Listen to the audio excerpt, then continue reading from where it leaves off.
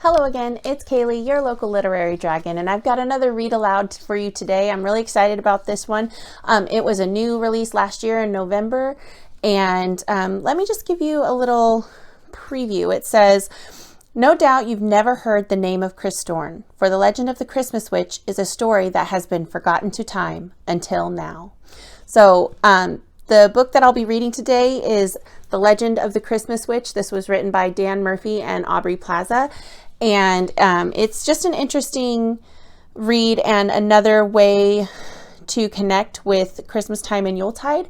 And this book is recommended, I would say, for 3rd to 6th grade reading levels. It is a bit of a long read, so I think the higher grades have a little bit more stamina in order to make it through this book. And today's read will be a little bit more like a read aloud that I would do in class. So I might ask a few questions during the reading or pose some thoughts that I'm having as I read this aloud. As I said, I'm really excited to read this and I hope you enjoy it. Let's go. The Legend of the Christmas Witch, written by Dan Murphy and Aubrey Plaza, illustrated by Julia Iredell.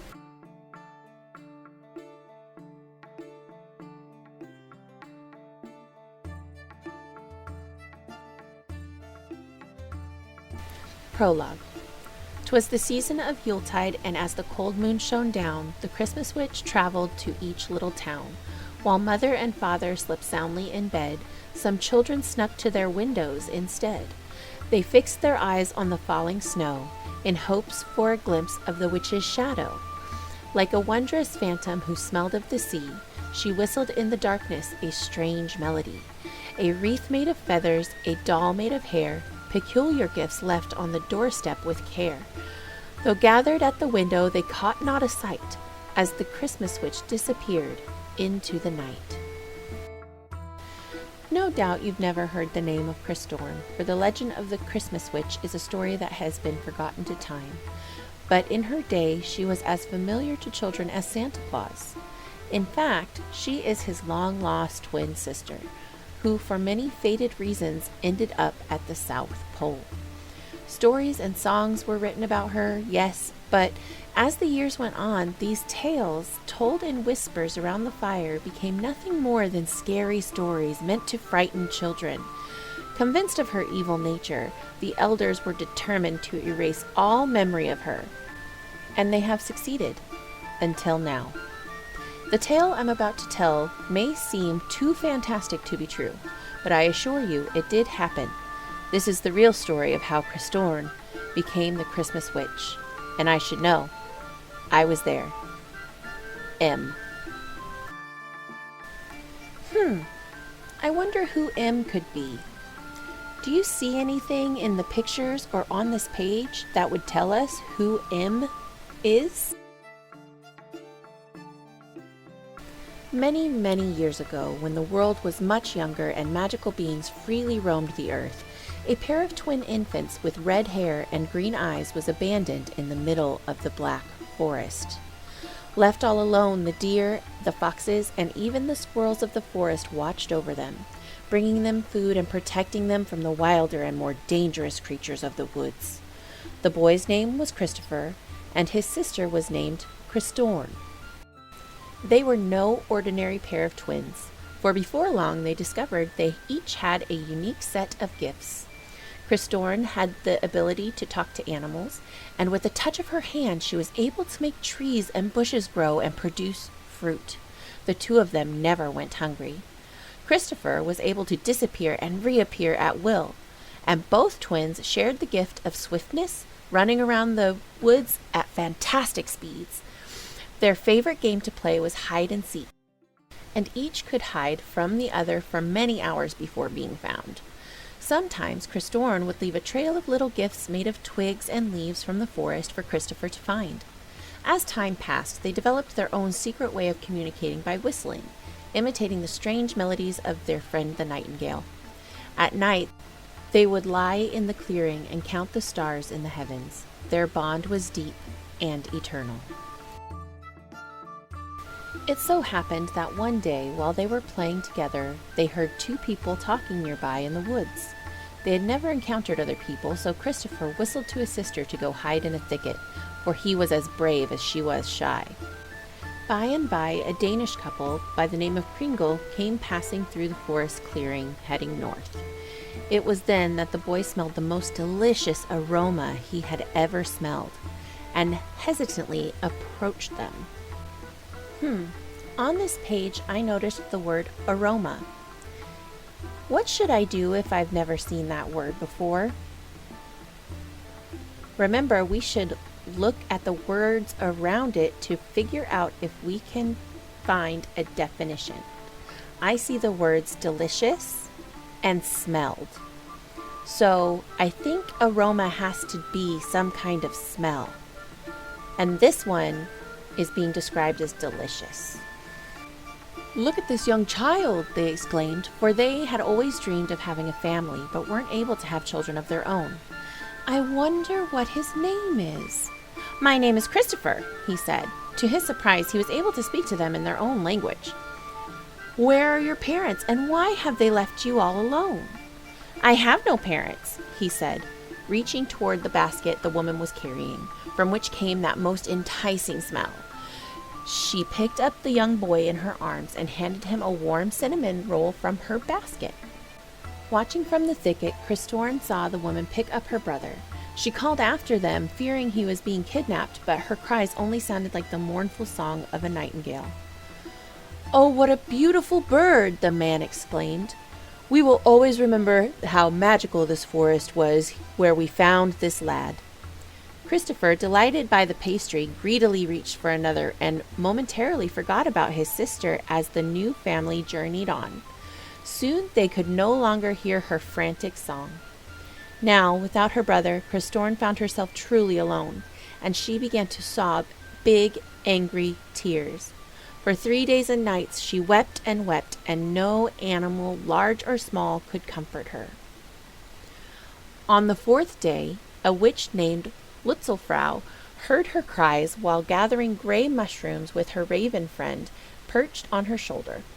The old witch found Christoren in the thicket and noticed what a beautiful holly bush had been sprung up in the perfect circle around the child, protecting her with sharp leaves that repelled the wild wolves hunting for food at dusk.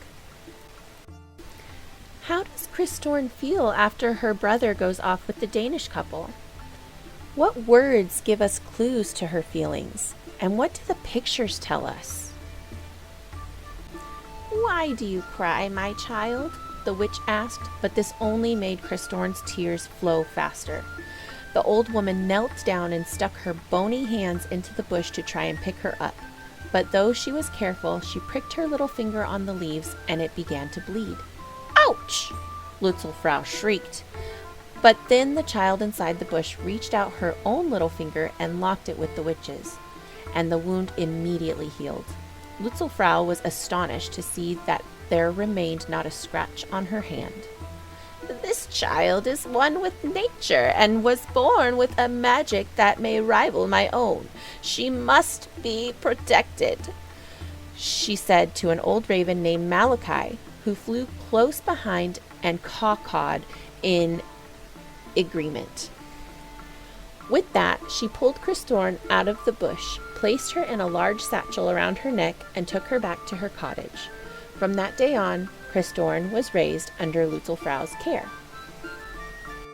Oh, let's take a look at Christoren's face. What emotion do you think she's experiencing now? The Kringles returned to Aalborg, and as they had no children of their own, decided to adopt Christopher. The husband, Johan, was an expert woodcutter and craftsman. The wife, Clara, a marvelous baker, was known in her village for a delicious pastry that she made each Christmas called Kringle. As Christopher grew up in the small port village along Limfjord, his family instilled in him a strong sense of duty and hard work. He spent the days learning his father's trade and was particularly fond of creating new toys that he would share with his friends in the village. In the evenings, he would watch his mother bake breads and other sweets, and helped her to deliver them to the townsfolk on the family sled. Meanwhile, Christorn was living a wild, carefree life in the forest. She cultivated her magical abilities under Lutzelfrau's watchful eye and found that she was a quick learner. At the same time, she could also lose her temper quite easily when a spell wouldn't turn out quite right. One time, out of frustration for a spell gone wrong, she kicked the side of a large old oak tree, making a huge dent in its side. But she was immediately sorry for what she had done. "I vow never to lose my temper like that again," she said. Sometimes at night, after the old woman was asleep, Christorn would gaze out the window in the thatched roof above her bed and count the stars. Somewhere, she felt sure, in some other part of the world, her brother was doing the same. And someday, she knew, she would follow the course of those stars and find him. It was finally Yuletide, a celebration of the winter solstice, and Mother Lutzelfrau was known as the Yule Witch. This time of year, the days were short and frozen, and the nights seemed as if they'd stretch on forever. Christorn would help her mother prepare for these celebrations. All the creatures of the forest would gather nightly around an enormous bonfire and hang evergreen and holly sprigs from the tree branches, singing ancient songs to the cold moon. Gather we under the cold moon's light to come together in this Yuletide night, birds of the sky and beasts of the land, round the fire joining hands, merrily celebrate the feasts of old as we prepare for the winter's cold. Christorn came to have a deep love and appreciation for the Yuletide, and winter was always her favorite season. Now, remember readers, at this time in history, fears of witchcraft became widespread throughout the continent. Many villages chased their local witches out of the surrounding forests, rounding them up and burning them at the stake. Lutzelfrau often reminded Christorn, "You must always be careful when you use your magic to never be seen. You are unique, but not everyone will understand your power, and many will be fearful of it." But Christorn had led such a sheltered life that she had hardly paid any heed to her mother's warning.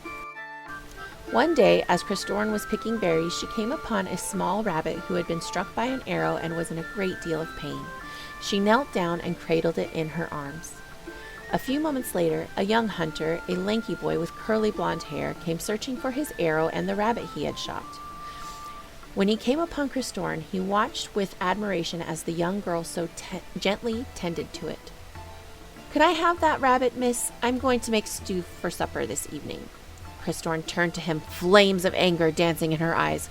"How could you harm this tiny creature?" she demanded. "What kind of wickedness consumes you?" She pulled the arrow out and pointed it at him menacingly. Then he watched with horror as she healed the rabbit's wound with her other hand, and it hopped back into the woods. "Witchcraft!" he cried as he raced back to his village as quickly as he could. "There's a witch in the woods!"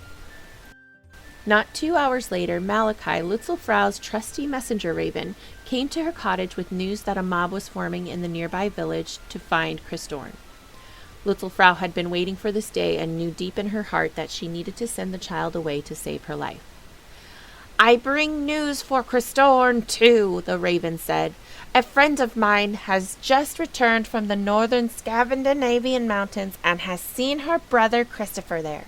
He lives very simply among the little elves called the Nisser and raises a herd of reindeer." Later that evening, as they sipped dandelion tea after supper, she broke the news of the mob to Christorn. "It's no longer safe for you to be here. It's time for you to travel far, far away to another part of the world." Christorn begged her to let her stay. The old witch was unrelenting, but she did share Malachi's news of her brother. "You have a destiny, my child," she said, poking at the leaves at the bottom of the girl's mug with her bony finger. "I cannot see exactly what it is, but it will take you to a distant shore at the very tip of the earth." "In that case, I will go north to find my brother," the girl said, comforted by the thought. "We were separated against our will in the forest, and I feel certain he is looking for me too. He will protect me."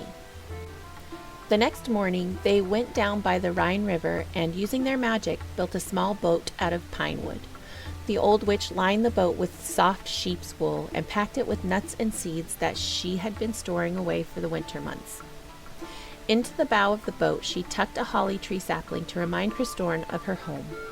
Then Lutzelfrau took her own cape, woven out of leaves and grasses from the forest floor, and placed it around Christorn's shoulders to keep her warm and dry. "After I find Christopher, I will someday return for you, Mother," Christorn told her.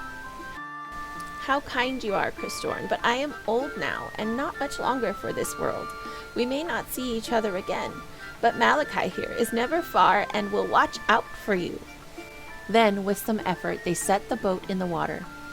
Mother and daughter hugged and said their final goodbyes. Then Christorn recited a little spell. "Frothy currents, winds, and tides, cast me across the sea. Propel this boat with fiercest speed, so it may be, so it may be." "Be careful, Christorn. You may harness the waters, but you can never control the oceans. Go slow and steady, stay course, and always, always keep your temper in check, for losing it can only lead to great destruction." "Yes, Mother, I know," Christorn answered impatiently, and with a gentle push of Lutzelfrau's gnarled foot, she took off, and they waved to each other. The small boat floated down the Rhine, winding and twisting along where it eventually emptied into the enormous, wild North Sea. From there, it continued down through the oceans, unimpeded in its journey, fueled by the swiftness spell that Christorn had cast, but she was not satisfied. Faster, faster, faster! Christorn used the full extent of her powers, but still she wasn't satisfied with the boat's momentum. Faster still, and the boat began to creak. She dropped her hand into the water, churning the waves until she had created a raging maelstrom. The boat rocked and cracked so violently that the sides splintered off, until it was nothing more than a raft. Christorn clung to the edges, trying desperately to stop the storm with her powers as the wind whipped around her and the waves crashed over her. Can you predict what will happen next? What do you think Christorn will do? Will she survive the ocean? Where will she end up? What do you think? Finally, the winds died down. Drenched with seawater and exhausted from the storm, she laid down and slept. What remained of her boat now drifted aimlessly for thousands of miles into the endless sea. A family of leopard seals emerged from the water and helped guide the vessel to a large mass of land in the distance. Eventually, her raft ran aground on a shore of solid ice. Warily, the young girl looked out of the boat at the vast emptiness of the frozen, windswept ice plains and their never-ending gray sky. At last, I've reached the North Pole," she thought, and then she collapsed onto the boards and fell into an even deeper sleep. Little did Christorn know that she had actually reached the undiscovered continent of Antarctica, the opposite end of the globe from her brother's North Pole. By and by, a pair of mismatched red and blue eyes over a large orange beak peered curiously at the wreckage. A yellow-feathered plume cocked to the side. These belonged to a young macaroni penguin named Ellesmere. He gazed for a moment at the beautiful girl sleeping soundly but nearly frozen under a wet woolen blanket as she clutched the small holly tree.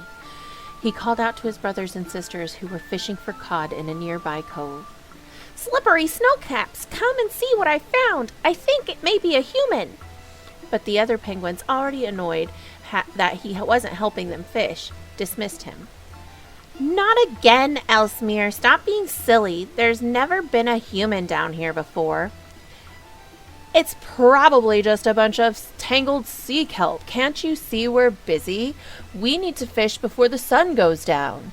But he persisted. "No, it's a human girl, and she looks frozen. We must help her." Finally, out of curiosity, they ran and joined him. When they saw he was right, it was indeed a human, and she would never survive the night, and as she was. They pulled Christorn's raft miles and miles across the dark tundra, under the light of the full moon, until they reached their home at the foot of the Transarctic Mountains. While she slept in his nest of grass and stones, Ellesmere cuddled up beside her to keep her warm, occasionally nudging her gently with his beak to see if she would wake. After many hours, she finally blinked her eyes open and looked wide-eyed at her icy surroundings. "I made it!" she screamed in joy. The other penguins gathered around, surprised to see her awake. Christorn was relieved to see her holly tree had survived the trip. She hugged Elsmere and exclaimed, "I must be very far north. You see, I am on a journey to find my brother. He must be around here somewhere.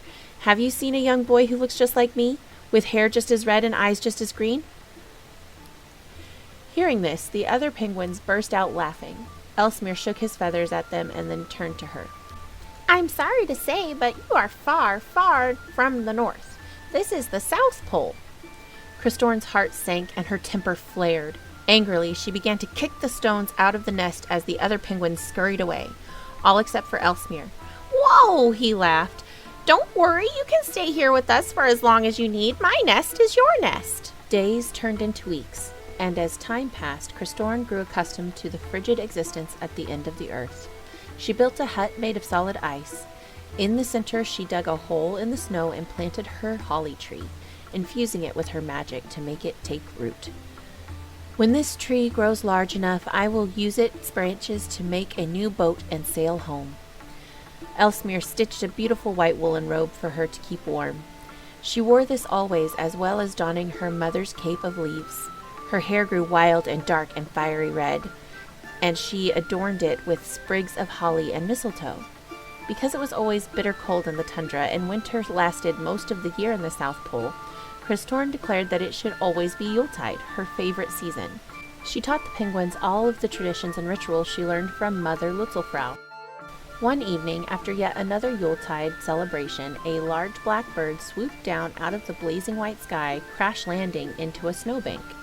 The penguins huddled up, ready to defend themselves against this mysterious intruder, but as Christorn approached the snowbank, she realized quickly that it was old Malachi, whom she had last seen in the ocean storm so long ago.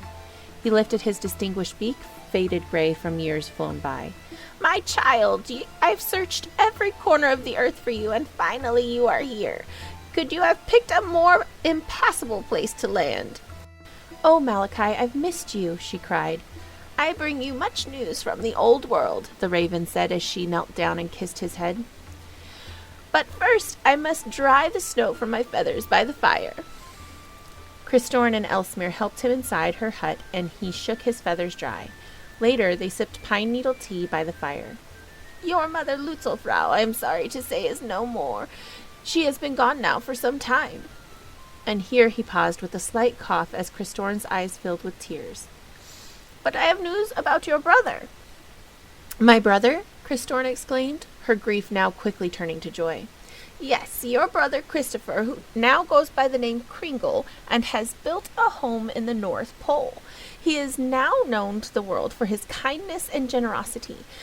Every year, just after the first day of winter, on the eve of a holiday called Christmas, he travels the globe in his sleigh.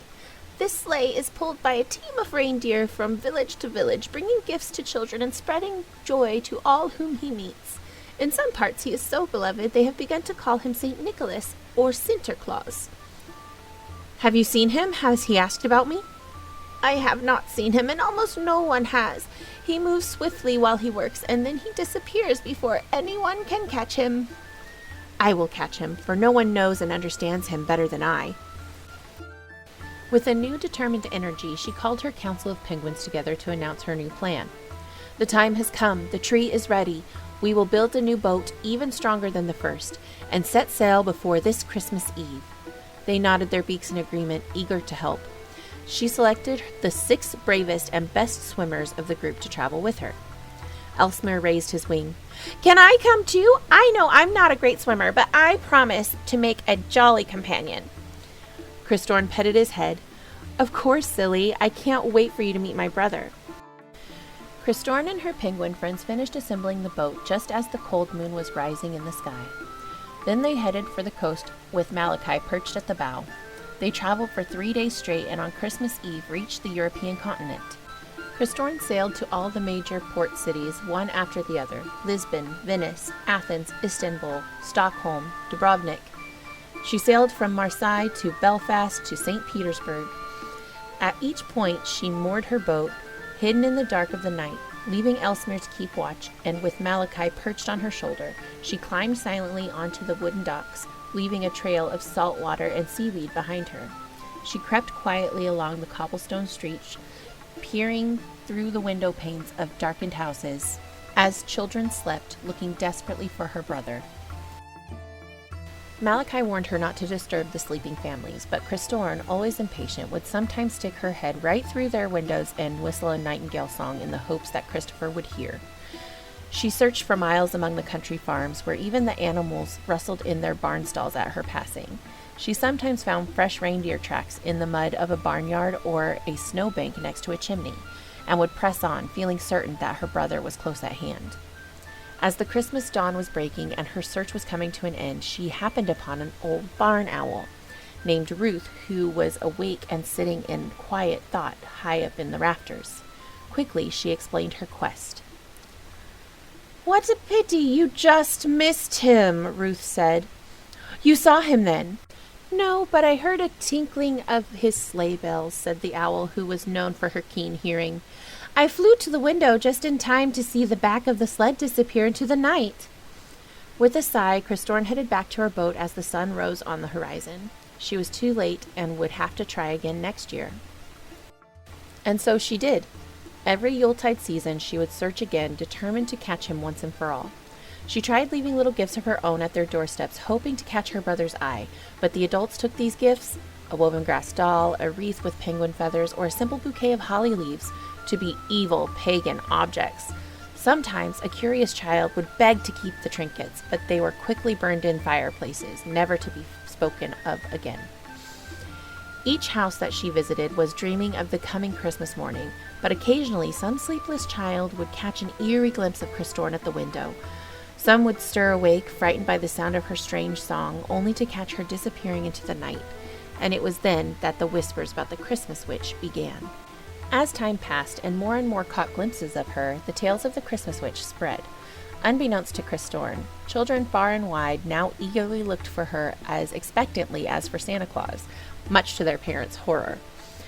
Finally, after years of searching, Christorn, weary and ready to give up for good, found herself in the piazza of a small Italian village of Lucca.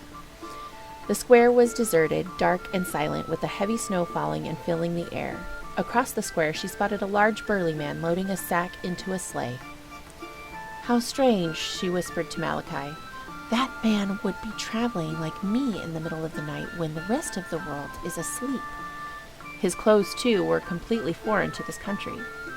Just then the moon came out of the clouds and lit up the square, and the man turned and saw her. Right away she recognized him, her brother. Though it had been many years, his face was familiar to her. The same red hair now streaked with gray, and the same emerald eyes that matched her own and twinkled in the moonlight.